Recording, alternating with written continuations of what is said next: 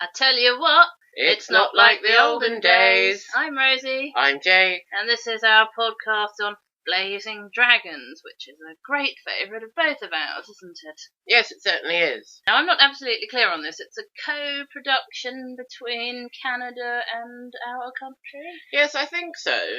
It's one of these things with money from a few different production companies pumped into it. But it was produced in Canada with Canadian voice actors and Canadian crew, which becomes fairly apparent when you watch it. But that's not the most interesting thing, is it? It's a cartoon, as you can guess from Jake saying voice actors. And it was created by Monty Python's Terry Jones, which automatically makes everyone think, oh, that might be interesting. I don't know how much he had to do with the cartoon, but he came up with the video game that it's based on, didn't he? Yeah, it's interesting when you've done little walkthroughs of the video game on YouTube things, and you can hear Terry Jones voicing a lot of the characters. But he's not in the cartoon series. Obviously, the computer game is his brainchild, but as you say, I'm not sure he really had that much to do with the cartoon series, which is an offshoot from the computer game. I remember when it was first going to be on children's ITV, which was in the summer term of 1996, so I guess it was June, July, possibly May when it started, and the adverts on CITV were going, Monty Python's Terry Jones presents this animated tale of dragons in an Arthurian-like world, and that was really supposed to be the hook, I suppose.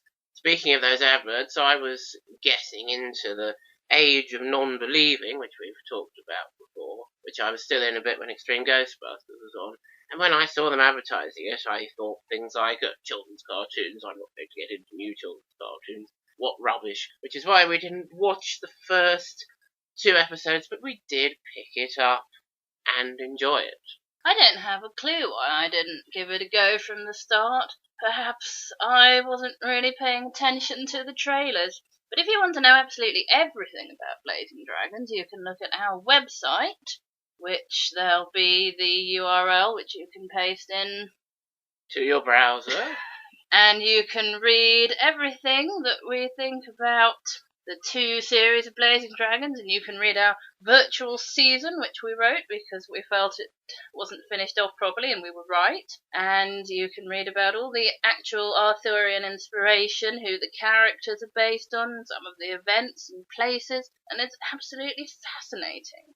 Yes, I was quite keen at the time it was on King Arthur and Camelot films, and I would always record them and watch them and look at the different versions of the legend, and I expect one day we'll podcast about Camelot adaptations and say how there isn't really a perfect one as such. So I suppose I should have got into Blazing Dragons rather sooner than I did, and perhaps turning it on and seeing that it was the Knights of the Square Table rather than Round Table, and they were named Galahot and Lounge-a-Lot and things that were obviously meant to be Arthurian. Perhaps that did draw me in a little. But it soon becomes quite obvious when you do watch the cartoon that that's not really the focus of the show, even if it was intended to be the kind of knights questing Camelot legend stuff. It's really about Flicker and Flame, who don't have any obvious counterparts in traditional Camelot stories, but are the crux of the show, aren't they? Yes, very much so. If you watch the opening music and the animation that goes with that, they barely even appear, and it's all the knights going around singing, and King Allfire and Queen Griddle, and they're singing about how they go on quests and stuff. And you might get the wrong idea about the show from that, but it's actually sort of an epitome of what the show is really like. Flicker and Flame quietly in the background, sorting everything out, although they're not exactly in our background, are they? They're in the background of how Camelot or Camelhot is perceived. Yeah, so it's very deliberately done, isn't it, that music pictures? And you probably wouldn't notice the first time, the actual main characters are in the background, and this is how Camelhot appears to the outside world. But as viewers, we're going to get the insight of these 2 characters running around in the background sorting everything out. if you watch a walkthrough of the video game on YouTube, you might be a little bit annoyed that whoever's controlling it moves the action on before the characters finish speaking, but you very much get the idea, and it's about Flicker.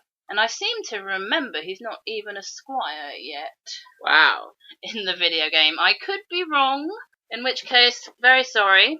But anyway, it's about him trying to sort out whatever the problem is and become a squire rather than a knight, if I've remembered correctly. In the cartoon show, he is a squire. He's Sir Langelot's squire. Princess Flame in the video game is voiced by Katsushi, which I thought was quite interesting. In the cartoon, she's not. She's voiced by a Canadian lady called Stephanie Morgenstern. And she's not in it that much, and Flicker has a bit of a thing for her, I think. But all she really does is put a kiss in a jar, as it were, for him to turn someone into no longer a frog. But they very much run with that idea of Flicker having a thing for Flame for the cartoon series, and we very much got behind them, didn't we? And we wanted Flicker to become a knight, which is his dream, rather than going on X Factor and becoming a singer, which is people's dreams nowadays. And we wanted him to marry Flame and be a knight of the realm and all that sort of thing. And at the time, we were really hoping it would happen on screen, weren't we? But unfortunately it never did. Yes, coming into the cartoon, it becomes obvious quite quickly that is the heart of the show, and if you take that to heart, you're going to love Blazing Dragons. If you want it to be all about questing, as it at first appears, then you're going to be a bit disappointed, although, as we'll say, there are some episodes that Flicker and Flame, non-particular shippers, would still enjoy as quest episodes. You very quickly notice, picking it up, that Sir Langelot, Flicker's employer, is the only knight, or probably character, whose name isn't based on something to do with fire, hotness, kitchens, that sort of thing, to fit in with the dragon theme. But it is an adaptation of an Arthurian name, Lancelot, Langelot, and the fact that Langelot lounges a lot and shirks off and doesn't want to do any work, and Flicker does everything for him, and Langelot gets the glory, is a big part of the setup of the show. It establishes where many of the plots come from. It shows Flicker's true character and makes you get behind him and see how humble he is, perhaps too humble at times. Flame thinks so. Makes you root for him. That's why Langelot is an extremely important character, and why he's worth not having a hot name, because his lounginess is so important. Of course, Sir Lancelot in Arthurian legend used his lance a lot and was supposed to be the most perfect knight, but actually he wasn't. So there's an interesting adaptation of the character there. Yes, there's full kind of analysis and comparison with Arthurian legend on our fan side, which you really should check out in its entirety if you're interested in Blazing Dragons, or if you become interested in Blazing Dragons during the course of this podcast. It'll also tell you that in a couple of adaptations, King Arthur has a daughter or two, and in A Kid in King Arthur's Court, Kate Winslet, who is a Camelot princess, gets to marry a sort of servanty person, and that's the closest thing you'll find to Flicker and Flame anywhere else. The other knights are very much secondary characters, aren't they? Very much so. Sir Blaise, which, if it's based on any Arthurian name, is going to be Sir Kay, and you can read all about how he is or isn't, or might be or might not be like Sir Kay. Sir Bernevere, that's easy enough. Sir Galahad, Jake actually mentioned, and Sir Hot Breath, which isn't based on anybody, but never mind. And then you've got King Allfire, Queen Griddle, Cinder and Clinker, the general dog's bodies of Camelot, a two-headed dragon, and with lots of different costumes, and you can sometimes see them dressed up as amusing jobs, like executioner and seamstresses and things, and they all have these names based on fire, because they're dragons and they breathe fire. Very pleasing. The other exception is the Minstrel, but perhaps that's not his real name. Yes, he probably has a fiery name that we don't know. And he's the narrator in the first series. Yes, interestingly, you'll see him pop up to explain what's going on and fill in the gaps less and less as the series goes on, and by the end, you really only see him at the start and at the finish to introduce and to sum up. The antagonists are people, and by the way, when the dragons are speaking, the actors endeavour to give them English accents, and they're generally quite successful, although they do tend to say sorry rather than sorry.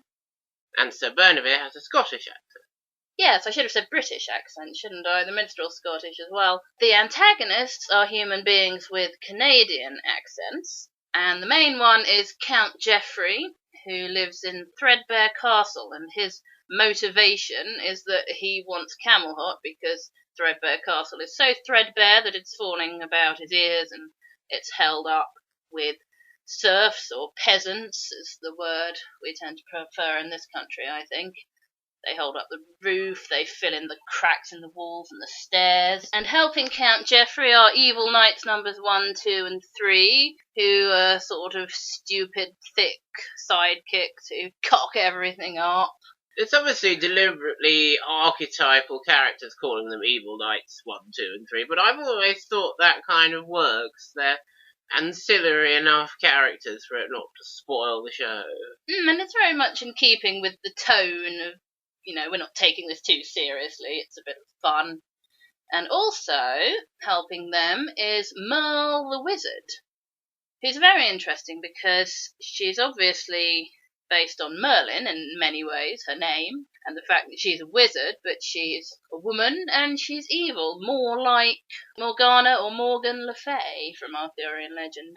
Yes, I was interested when watching all those old Camelot films I was mentioning earlier to find an evil version of Merlin in The Spaceman and King Arthur. Which is about as stupid as it sounds. Yeah, this is an absolutely terrible film. But Ron Moody as evil Merlin is quite interesting. Ron Moody of Animals Farming Wood fame, of course. But what's your kid in King Arthur's Court for Ron Moody as good Merlin, which is better, really. And you can read on our website all about the slightly less noble thing that Merlin does in real Arthurian legend and how it's inspired some ideas in our fanfiction. It's absolutely fascinating. Yes, it is. You should definitely check that out.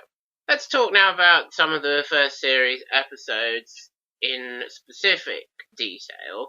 The one you would pick out if you want a quest-based episode, not one all about Flicker and Flame, and actually it's the only one without Flame having a line in it in the first series, I think I'm right in saying. I think so. Is the Stone of Wisdom, which comes about halfway through the series, and is quite an amusing episode, and is about a quest to find this fabled Stone of Wisdom, and it's in this shopping mall-like place with lots of anachronistic humour in there.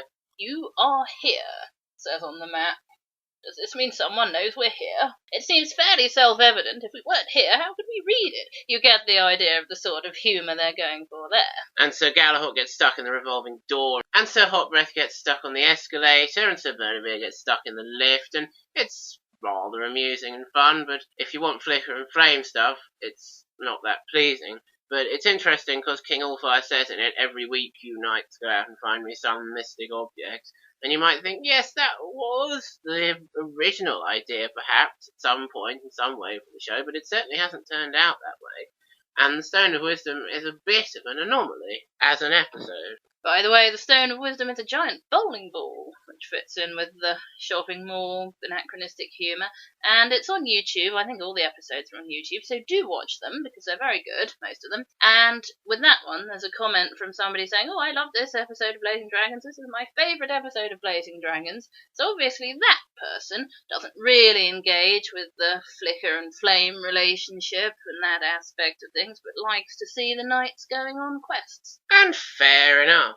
In the first episode, the quest for the Holy Quail, the knights do go on a quest, and it kind of seems like they might be the focus of the episode at first, but really King Allfire and the knights tripping about after this Holy Quail is quite background in the end, and it really features Flicker and Flame saving Camelot from Count Geoffrey and Merle. And I guess you kind of see there what the series is really going to be like.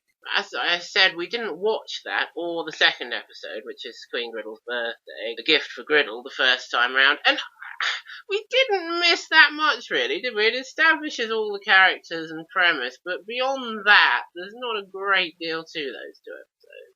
The second one in particular is very weird. I think picking it up with the third episode, Tournament Day, was very much the right thing to do, because that tells you all about Flicker and Flame and their relationship, and Flicker's motivation and his humility and his skills as a knight, and what Count Geoffrey's up to as well. Yeah, it's just as good for an introductory episode as the Hurdy Quail, really, and it certainly drew us in. It's very funny as well. It's got Flicker and his potato electric magnet. Sorry, Sir Lancelot, I thought you were a potato.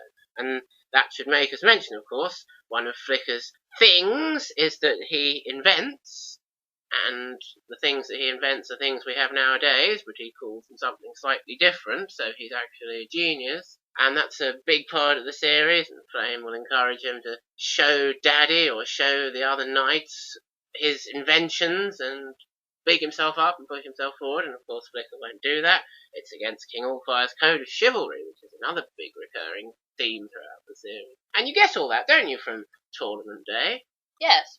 Then the next one we watched was Excalibur, which is pleasingly Arthurian, as you may suppose, Excalibur and Excalibur, and it's got the Dame of the Dam and the Wench of the Whirlpool and the Female of the Fjords and things. It was pleasingly Arthurian takeoff, and it was quite funny as well. Look, a rainbow, we used to quote. Yes, they reused that one a couple of times, much less successfully.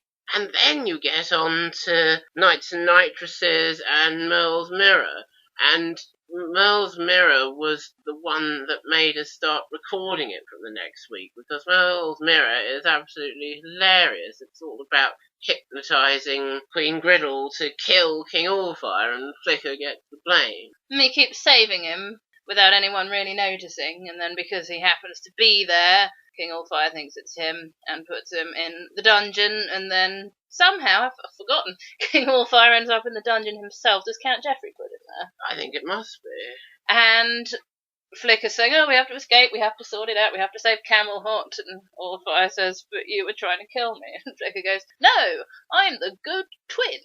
And Allfire says, well, why didn't you say so? And just accepts it like that. So again, that kind of rather bizarre humour works very well. Yeah, we used to love the bit where King Allfire's almost been squashed by this massive rock that Queen Griddle has pushed off the battlement, and Sir Lancelot comes and says, look, Your Majesty, someone's obviously left this stone here for you to trip over, and it's as tall as the castle, and we were absolutely used to quote that and laugh ourselves silly about it, and it was very funny.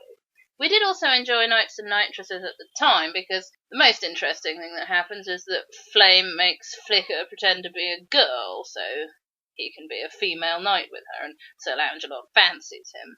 An oldie but a goodie, that one.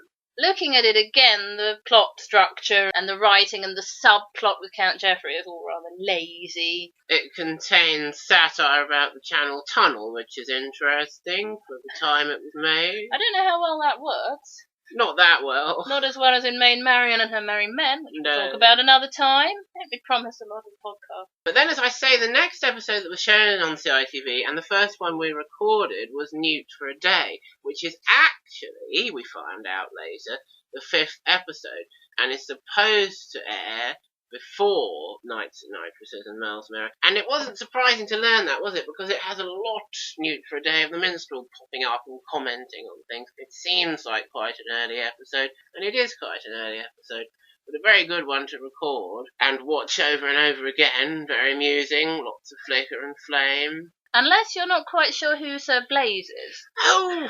Because he has a very high voice, he's very effeminate, he has quite a feminine build and look about him as well, and he's actually Queen Griddle's son from a previous marriage, so he's not King Allfire's son, obviously. And in Newt for a Day, he's wearing a skirt, so there seems to be this woman hanging around calling the Queen Mumsy, and you think, what's that? Is that another princess? I don't get it. Yes, that's exactly what we used to think. And I remembered the name Sir Blaze from the earlier episodes as one of the knights, and then as it turns out, a couple of episodes later, oh, that's Sir Blaze, is it?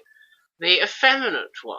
He's not actually a woman, he was just wearing a skirt. But as we touched on in our Watership Down podcast, Sir Blaze is actually an extremely interesting character, and if you do read our virtual season, you'll find a lot of development for him, because he is, like Silver the Rabbit from Watership Down, in a position he wouldn't otherwise be in, probably, if not for nepotism. As Sir Lancelot says to him at one point, just because one is the Queen's son from a previous marriage doesn't mean one should be a knight at all. And of course they do gay bash Sir Blaze a bit, but not overtly. They just kind of don't really get him and his different ways and different outlook on life.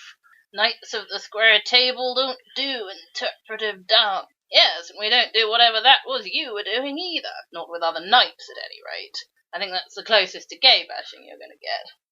In the theme tune, when they're saying we're straight and Sir Blaze winks to the camera, there's lots of clues that he is not straight. They don't mean it like that, by the way. We're straight and true and good and kind. It means upstanding, morally straight. But I think the show, like Grange Hill with Andrew and Justin, goes a long way to showing us that a gay character like Sir Blaze or Justin Bennett can be good and true and get things done and be a perfectly normal person in many ways. Just because he's a little different doesn't mean he should be ostracised. There's an episode about that, actually, in Series 1, Hermits and Heroes. It isn't about him being ostracised because he's gay, but that's the episode with the quote I was quoting, and it is about him leaving Camelhot because he feels left out and everyone is unkind to him because he's different. Yeah, so it's not overt, but it certainly is there. It's quite overt. He likes interior design, hates the throne room and things. It's made quite obvious, but not in a over-the-top way. The stereotypes aren't meant to be offensive, of course. They're meant to be accessible, so that older viewers, perhaps, or more enlightened younger viewers will get what they're going for. It's just like the male and female traditional roles and stereotypes we were talking about in Digimon and stuff. It's just the way to get it across artistically, and it works. But yes, Newt for a Day, where Sir Lancelot gets turned into a newt for not being a very good and chivalrous knight, although the witch that does it for a laugh anyway, and Flicker has to sort it out for him. And Flame gets a bit jealous of Cassandra, who gets a bit of a thing for Flicker after he saves her from a spider. There's a lot going on in that episode. Sir Lancelot getting into trouble as a newt, running away from the chickens, getting eaten by the fish, absolutely brilliant. So, a great one to record first off there. And what was the second one we recorded? There's one before the Stone of Wisdom. Robin Hoodlum, which is another very good episode. Trouble is it has anthropomorphic, spoiler, pigs. Slash chicken. And a chicken, yeah. And most episodes, all episodes in the first series, have dragons and humans and other animals aren't anthropomorphic. I spotted that. That used to really annoy me. I thought there aren't meant to be anthropomorphic animals in this universe, but, I mean, there are more important things to worry about, aren't there? And it's quite funny and quite well done, and you might think at the end that King Allfire is starting to realise that Flicker's the one who's saving them, but I don't think they've really thought about that. It's just kind of for a joke. Once again, you saved us. Lancelot barges in. Yes, and he can't even really pretend that he has. He just sort of says he has and everyone accepts it. Yeah, so perhaps a bit of an anomalous episode in some ways, that, but always worth the watch. It is funny. Scare the blazes out of everybody with our bear suits, that sort of thing. And then you've got, as I said, Stone of Wisdom, and then I think it's Hermits and Heroes, which we've talked about quite a lot, but that's an excellent episode. The moral that the minstrel gives us at the end, it takes all kinds to make the world go round. Very important to remember. They haven't specifically said what kind Sir Blaze is, but we know. And then it's Sir Hare, isn't it? Which is the penultimate episode, and it involves Count Geoffrey having an enormous rabbit. As I think we've mentioned before, they don't really know the difference between rabbits and hares, because the native hare in North America is the jackrabbit, and it just causes terrible confusion over the Atlantic. So they've got Sir Hare, who is a rabbit or a hare, and he's enormous, great giant, and he's going to come and challenge Sir Lancelot to single combat for possession of Camelot, and there's a new rule in the Code of Chivalry that Count Geoffrey has put in the suggestion box. Actually, it was his evil spy, who we haven't really talked about much, but you can read about him on the website. Very obvious person in a dragon suit who they never notice, very visually amusing. A dragon knight will never harm a hair on a bunny's head, so Sir Lancelot can't even actually fight this enormous rabbit. Quite funny when Lancelot's getting thrown around and the rabbit's absolutely killing him and he can't do anything. Ah! Don't hurt the bunny! King Allfire said. Very amusing. But of course, what's really important about that episode is that it appears to be advancing the Flicker and Flame thing, doesn't it? Yes, Flame's a bit of a nag sometimes, because she thinks that, quite rightly, Flicker is being overlooked much too much, and she tries to encourage him to push himself forward. So she speaks to him about that a few times, and she also speaks to King Allfire about him and says you must look at some of his inventions and he'd make a wonderful knight. Yes, I'll have to keep an eye on the boy, and you think, oh, I hope he will. And then Allfire goes on to talk about Sir Blaze's painted the throne room a horrible colour. Oh, I hope this is actually going to continue. And you see Flicker with his daydream fantasies of Flame looking on, all impressed, while Flicker does heroic things, and then Flame's really pushing at the end. And then, I want you to say you're going to marry me, and we're going to have all sorts of babies and stuff. But Flicker, of course, won't say that while he is still Squire. It wouldn't be right, and this has gone into in all sorts of detail on your shippers page, isn't it? Yes. But Sir Hare is the one where you really think, oh, they're actually going to advance this relationship and do something with it, and I hope they get round to it. I remember coming away from Sir Hare the first time thinking, oh, they're actually going to do it. It's not going to be like Daphne and Niles on Frasier, where they're hanging around each other for years, not doing anything, not advancing the plot. If there's a second series, they're going to advance this plot and show us what we want to see with Flicker and Flame. And watching Sir Hare, how could you not come away thinking that? They were only teasing, though. There was one more episode of the series left, and I thought, oh, maybe we'll get some good Flicker and Flame stuff in there. Leaping Beauty is its title. But Flame only says 2 lines, one at the beginning, one at the end, I think. And I always found it terribly disappointing because it didn't appear to go into that advancement of the plot, of the core of the show anymore. But you pointed out at one stage, it actually does in some ways. Yes, it's definitely not what you want coming away from Sir Hare and then coming back in thinking, oh, what are they going to do? It's going to be great, because they don't go into it very much. But what does actually happen is that King Allfire knows perfectly well that Flicker is the one who has saved the day. What actually happens is that Flicker accidentally wakes up a Sleeping Beauty sort of princess person, so Lancelot's been trying to do it and couldn't, and then she talks too much and annoys everybody, and then she gets kidnapped by Count Geoffrey along with the Cauldron of Glidno Eldin, or the Old Cracked Pot as it is nicknamed. Flicker goes and gets them both back, and he presents the cauldron to Allfire, and Allfire is happy and says, well done, and it's thanks to her, Bleeping Beauty, and the Squire that we have the cauldron, and we still have Camelot, because I think Geoffrey's ransoming Camelot for the pot, is he? Yeah. So there's some acknowledgement there, and then one of Flame's lines, the one at the very end, when they're trying to put Beauty back to sleep so she won't annoy everybody, is, what do we do, Flicker? Because she's not going back to sleep. the rocking cradle isn't working because it works on a fan and the wind's died down. It's very complicated, actually. But anyway, Flickr sorts that out too. So if you're not thinking, what the hell is this? This has got nothing to do with what they set up last time, you can actually see that King Allfire really is starting to notice that Flickr does things, and Sir Langelot doesn't get any praise whatsoever in that episode. Yeah, I do think it's a terribly weak episode and a poor follow-up to Sir Hare and a disappointing end to the series, but once you see it, as you said, all those things that mean it is still going in the right direction, that's a bit of a comfort. So perhaps their plan was just to take a little step back from overtly doing Flicker and Flame after Sir Hare, but keep it running through that final episode to be explored in the future. Got a very quotable bit, hasn't it, Bleef and Beauty? She'd like more cheese, which we always say about our cat, who always wants more cheese. So even that episode has its moments.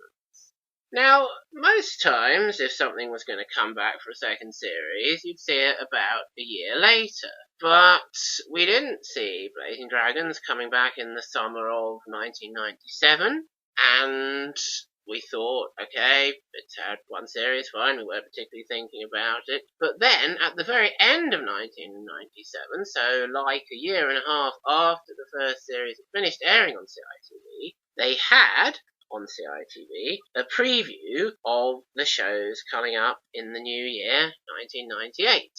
And it said, "Hey Arnold," and we said, "Oh, good, hey Arnold."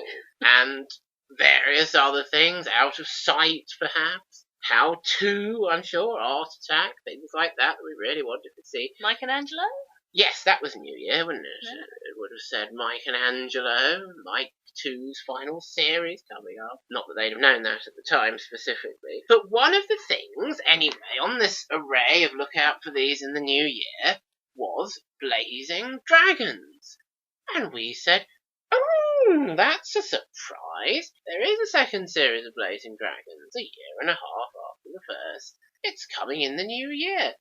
How interesting and potentially exciting that is. Remember that advert?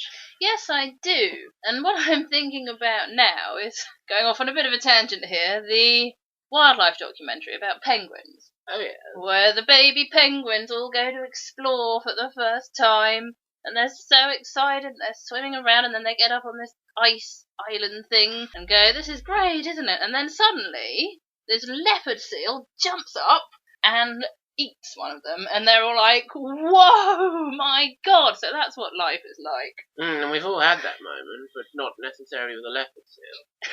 And one of those moments was when we sat down to watch Series 2 of Blazing Dragons. I remember the first sign that things might not be as they should was when we got the Radio Times, and it was billed for 10 minutes.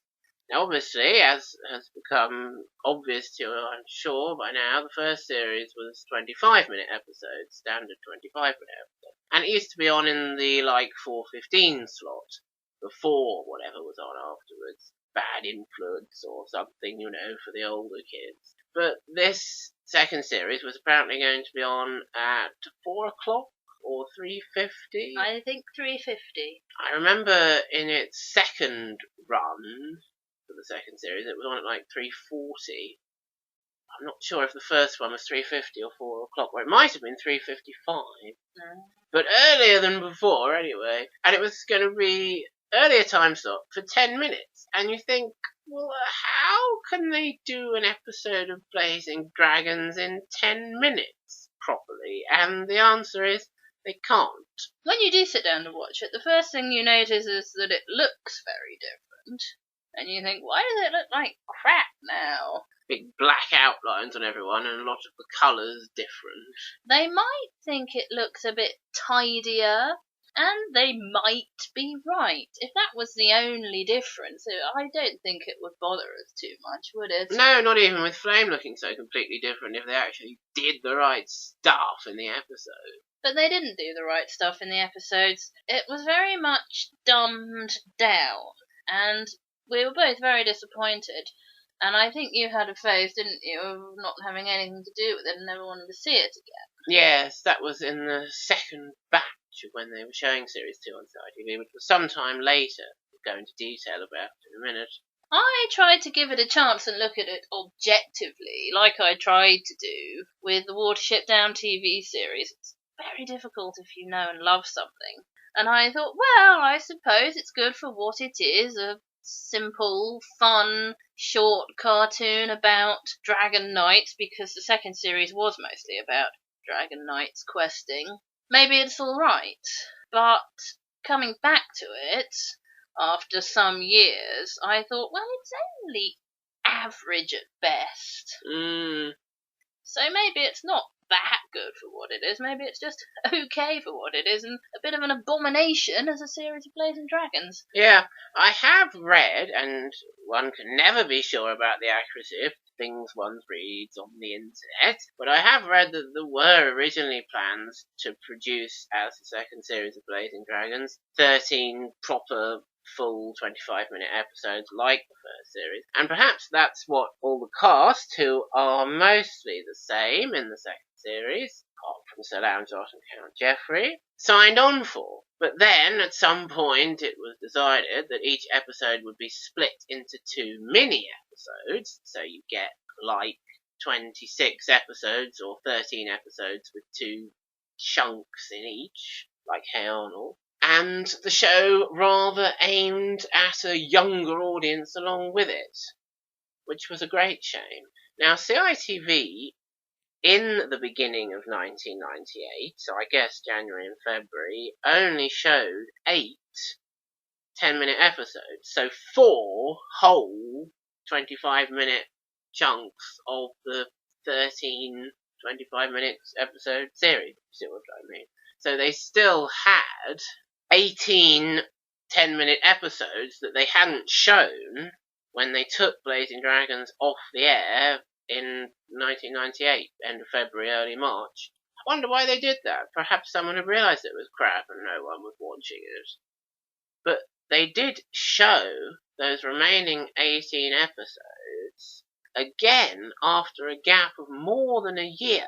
And I know for a fact it must have been after April 1999, because that's when we moved into the flat, where Rosie set and recorded on video all these extra 18 episodes of the second series. And she labelled the tape Series 3, and why not? Because it seemed like it should be Series 3. And that was definitely on at like 3:40, wasn't it? In the slot for the very young audience, you know, Tots TV sort of slot. The time that CITV wasn't even on when we were very little. It used to start at 3:50 rather than 3:30 when we were quite small. So they'd obviously realised, CITV, this is the show for very young children now. We're going to show these remaining 18 episodes over the summer of 1999, but not after school, not after secondary school. And that's why I had to set it, because I wasn't going to get back in time. Walking home from our school, starting at 3:30, not enough time. Which just goes to show, as you say, they didn't think it was for older, intelligent children. And I was quite glad in recent years, or later years than that you had recorded those episodes quite religiously all the way through. I was able to watch them and judge them and condemn them quite justifiably, I think. And yeah, they're an extremely poor sequel to the first series. Don't recapture any of the old atmosphere and old plots at all. Let's talk about Flicker and Flame in it, shall we? They do a couple of saving the day things together in the background in some early episodes, like The Age of Retention and The Lost Ruby Hat of Omar the Ham, which is the first one that CITV showed, but is actually the third episode, or the first half of the second episode, if you want to look at it like that. And in fact, watching that made me think they'd got more of the right idea than it turned out they actually had. Because they really don't do Flicker and Flame throughout most of the series, and Flame really doesn't get to say much. I tell you what her main role in Series 2 seems to be to me. She is a feedliner. She sets up for someone to say something funny. I was talking about the hunks of grease, she said. Talking about the horrible mess of olive oil that's all over the place in one episode. And Queen Griddle goes, hunks of grease is right, and she's oogling the athletes at this Olympic Games. So Flame has given her the feed line. Is he calling Sir Blaze to a challenge? Is Flame's feed line. Aye, he's calling Sir Blaze something, but I can't repeat it, my lady, Sir Bernabé says, with a punchline. You see what I mean? Yes, speaking of Queen Griddle ogling the hunks of grease, let's say this now, do you think she's rather overdone in Series 2? Oh yes, she is. Queen Griddle's voiced by a man in an amusing way, like, Hairspray or something. And it's rather well done in Series 1. Oh, that's wonderful, Sven, when she's getting the massage. But yeah, in Series 2, she becomes, well, caricature, completely overdone, misfiring. I think that's fair to say.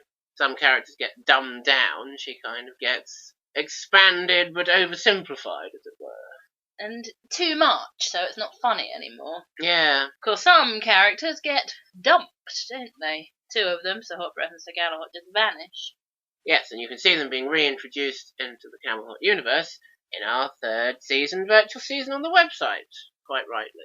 Just to finish off about Flicker and Flame, what episodes do actually have a glimmer of Flicker and Flame's ship in them? The one where Flicker has to become Count Geoffrey's squire for a while. Do you know the name of it? Geoffrey's Evil Pancake. Geoffrey's Evil Pancakes. Shows you how bad it's got by then. But I would put that on a list of season 2 episodes to give a watch rather than one to skip over, because Flame alters the code of chivalry, doesn't she, so that Flicker can come back to Camelot rather than working for Count Geoffrey. Rather pleased to have Flicker work for him, absolutely so. And she gives him a hug at the end. She also, when he's leaving, says, "Oh, Flicker, you mustn't leave," which is quite right that she should say that. And I got a screen cap for the website of the end where she's hugging him, and about 2 days later it appeared all over the Blazing Dragons wiki. I know, people are always nicking our lovely screenshots. That's because they're so good. Yes, they can't be bothered to make their own. And in that Valentine's one, Wine and Roses, wine with an H in it for some reason, they've been for a walk in the gardens together, haven't they? Yes. Flicker and Flame. Off screen. Off screen. Goodness knows what they've been up to. Yes, no impropriety, I'm sure, but Flame would like. So it's still going on beneath the surface, but it's not really touched upon, and that's a very great shame, because as I was saying, it's the core, it's the heart of the series, the first series, and when that's gone, what are you left with? Well, you're left with an inferior show. It really misses a trick, Wine and Roses, when King Allfire's supposed to be falling in love with Flicker when he's been hit with the Cupid arrow, and it turns out he's fallen in love with a moose head instead of Flicker, but that would have been funny. They really set it up for Flicker to walk in and Allfire to be in love with him. Damn them. There's a few things in Series 2 drawing on interesting legends, mythology. You've got Cupid, you've got Jack Frost at the North Pole, Morpheus, the sand timer god, sleep god, mattress salesman as he is on that. Greek gods you've got in the Olympic one. Leprechaun. Various other things like that, which is quite interesting, I suppose. And if it wasn't supposed to be Blazing Dragons, as Rosie was thinking at one point, perhaps it wouldn't be such a bad cartoon. But actually, the way it's made, the payoff doesn't really live up to some of the ideas that are actually in it, as we have discovered. It's not very well done, even though it does have some interesting ideas in it. Some episodes are better than others. Yeah. Shall we talk about the interesting ones? Yes. What is quite interesting is that because the focus is more on the knights, and because 2 of the knights have gone, Sir Bernavere and Sir Blaze both get a bit more development, actually. And they both get to like and respect Flicker, which can and has been incorporated into a 3rd series as part of the plot advancement, which is something good to take away from the series. Of course, in the 2nd series, it's mostly because they're not doing subtlety of thought and shades of meaning, and everyone knows what Flicker's like and everyone knows what everybody's like.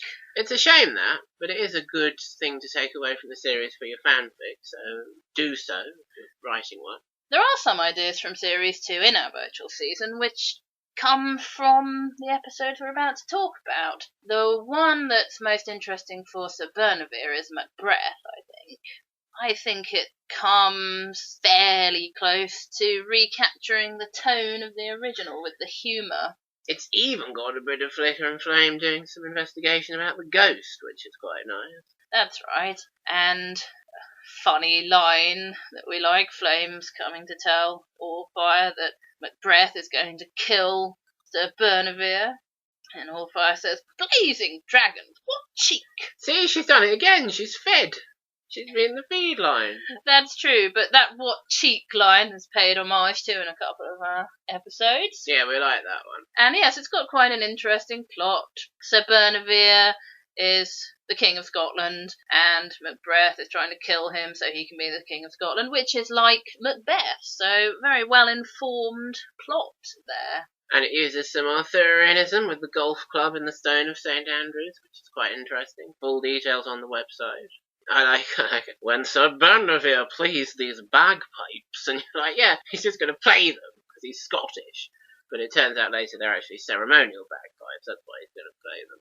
But it's so funny that if there's someone Scottish on the television and there are some bagpipes, we're going, "Oh, when Professor McGonagall plays these bagpipes, ha ha ha," makes us chuckle. Bound to happen. So yes, that's certainly worth watching when you pick out of Series 2. The one that's most interesting for Sir Blaise is the one where we find out about his biological father, which is called the Isle of Dwight, or Yeah. something. It is called the Isle of Dwight. And it's called the Isle of Dwight because it's about an island where a giant lives whose name is Dwight. And luckily, it sounds a bit like the Isle of Wight.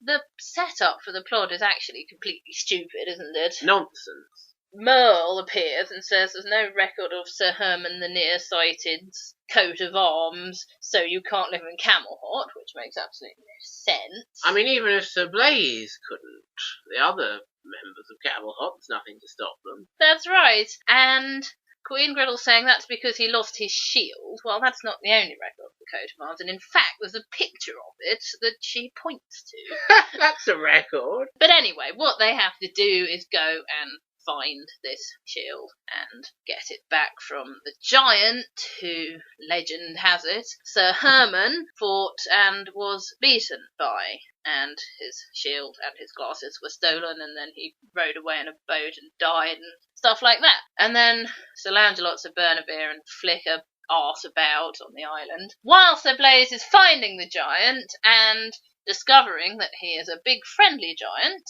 and Sir Herman gave him his shield and his glasses to help him out. Yeah, that episode is moderately interesting for being the last speaking appearance of Merle, I always remember. And I do quite like it because it is very good for Sir Blaise. Now, Sir Blaise has been shown to be not like the other knights in some ways, not only because he's gay, but also because he is less inclined to fight and more inclined to talk, as it were. He's more of a diplomat than a brute, and that's not necessarily to do with him being gay. You can be gay and horrible, or straight and diplomatic, but a good part of Sir Blaise's character, which perhaps shows hope for the future and fits in very well with King Allfire's code of chivalry, perhaps more than the other knights do, is his basic status as a person of peace, of logic, and he very much shows us this in the Isle of Dwight by talking to the giant, coming to terms with the giant, sympathising with the giant, helping the giant, rather than rushing in and trying to attack him, which Sir Herman had done in the past as well. Sir Blaise, very like his father in many ways. So that's very good for him because it really fleshes him out as a character, as a protagonist, and that's partly why, I'm sure, the Isle of Dwight has inspired quite a lot of stuff in our virtual season. Sir Blaise as a character, and some of the things he does and thinks, and little appearance from his father at one point in our virtual season. So definitely, yeah, the Isle of Dwight is one to watch and take things from the second series. The other one I think is quite okay is Excalibroke, in which Sir Lancelot breaks Excalibur on one of Queen Griddle's fruitcakes, which are a running gag, and the Great Wall of China gets built out of them and things like that. Not good. But anyway, I think we appreciate the bit where Flicker's saying, "You broke what could not be broken, forged when the world was young," and all that sort of thing, because that's real quotes, isn't it? Yes, it is. And you get Sir Lancelot being the child of the Lady of the Lake, who we finally see full body appearance. Hand appears of hers in Knights and Knights. You see her finally as a dragon in a rocking chair. And I've taken a lot of inspiration from that for the middle episode of the virtual season, if you want to read all about it. And Flicker and Lancelot, go around on this quest to sort out the fact that Lancelot has broken Excalibur. And what's quite interesting is that the writer of that episode is Erica Strobel, who had a lot to do with the first series of Blazing Dragons. It's always worth doing, I think, going back into the Arthurian stuff, and it does produce some of the best moments in Series 2. So yeah, it's not fair to say that Series 2 is complete dross, but it is fair to say that it's vastly inferior, and you'd be quite safe to pick out 4 or 5 episodes and just take those away, and you really wouldn't miss anything. One more I think we could mention is Single Green Dragon, where Sir Lancelot places a personal ad, or Flicker and Flame place a personal ad for him, and it used to amuse us as the troll who's in love with Sir Lancelot, and Sir Lancelot ends up tricking Count Geoffrey into taking the troll away. "Please do not take my money bag," which used to make us laugh. Pulled off quite well there, I think. But other than that, other than the episodes we mentioned, I wouldn't bother watching them, quite frankly. I think perhaps the worst one ever is Attila's Hot Buns. What actually happens? Not very much. People come charging round from all different countries, and I know, Sir Lancelot's accidentally declared war on someone who was trying to threaten his dry cleaner for bleaching and shrinking his tunics, and he accidentally declares war on this sort of Attila the Hun person. Yeah. And it's incredibly weird. Yeah, definitely don't bother with that one. And then there's stages of rubbish up to some of the episodes we've mentioned which aren't so bad. I wonder how many times when writing Blazing Dragons they forgot, the writers, that the dragons could fly. Quite a lot of times in the first series, I think. And one thing in the second series that is quite good is they do fly more. They do actually have larger wings drawn on them in Series 2, which looks like they could actually hold up dragons in flight, which is a good character design development. And they do make reference to flying more and actually do it more in Series 2. I used to like to see them fly and breathe fire as they were supposed to be dragons. But there we go, it's used to some good effect in Series 1. It's rather annoying when Flicker's standing there saying, "Oh, how am I going to get over this then? I'll have to swim." And we think, well, fly. But then he was disguised as a peasant at that point, so he didn't want to fly over and make Count Geoffrey suspicious to her. Of course, it doesn't make a lot of sense when Flicker goes to all the trouble of constructing this catapult and catapulting himself through the window of a tower and then flying out again. Yes, things like that don't really hold true. So I think Season 2 is better for flying, actually, on the whole. You know, the episode of Series 2 that really bothers me is the Avalon one. Because it's all about Flicker being crap and doing the wrong thing the entire time. Which is not what the show is supposed to be about at all. His fussiness and sticking to the rules is supposed to ultimately be a good thing, but in this it turns out to be a complete hindrance. And then in the very next episode, he's following the same instincts and the same rules and doing the right thing, isn't he? Yes, great contrast. And that one's very annoying because it has Sir Lancelot, Sir Blaise and Sir Bernevere were at Squire School together. But Sir Blaise has never been to Squire School. He's an overprivileged fast-track knight. That's the whole point of him. Things like that just rankle and make it a poor version of Blazing Dragons, that series. Is it also the one where Sir Blaise, along with the other knights, is excited to see the pretty girl? Oh dear, they haven't understood him at all in that episode. So there we are. that's most of what we think about Blazing Dragons, and anything that isn't in there or is not fully analysed will be on the website, so do check that out if your interest has been piqued. But that's the end for now, I think. I think so. Join us again next time for a podcast on Incredible Games, a CBBC game show this time, and one that we'll say a few things about that might be quite interesting. Until then, Good night out there. whatever you are.